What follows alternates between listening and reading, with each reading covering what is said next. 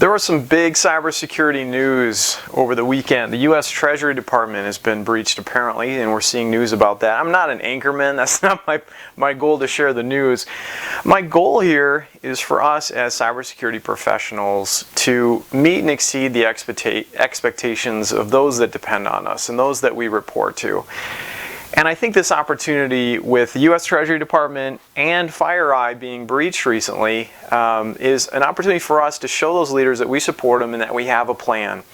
And we want to be proactively communicating with them and letting them know in brief what happened and what are we going to do about it. So over last week, FireEye announced that there was some malicious attackers that came in, were able to breach, and unfortunately they've been able to compromise, get unauthorized access to some red team tools.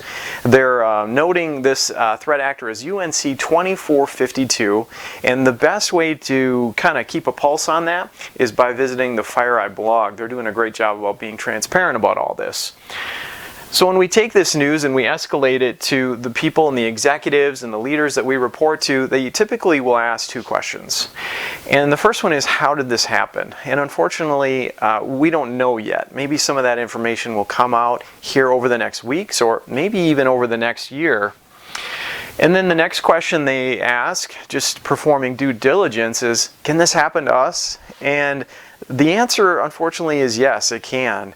This is a very advanced threat actor that has breached FireEye. They've written in their blog that they've been able to insert signed code into software, and some of this is even in third-party software. I saw in the news this morning the name of SolarWinds. So we'll see what happens with that and what's discovered, but it can happen to us, and we can use that to massage that risk appetite, to have those risk discussions with leaders that are hard to have, and continue to move them closer to where we want to be. What I recommend is taking the opportunity to write a report. And it could be, usually it's just an email, it's very brief, and just send it to them with kind of a title, hey, weekly breach report for the date. Today's December 15th or 14th, I think. The who, what, when, and how.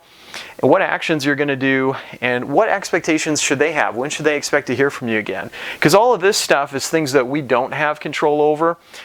Really what they want to know is, what do we have control over? And that's this. What is our plan? What are we going to do about it? And that's really what they want to ask you. So the first thing I recommend is just letting them know that you're going to keep a pulse on all this. There's going to be a lot of news coming out about this. You've got the right threat intelligence, and you're going to follow it. The next thing is right here. You've got a plan. You came up with a plan at the beginning of the year. It was based on risk. It was based on the discussions that you had. Hopefully you do have a good plan. If you don't, let me know and I can help you.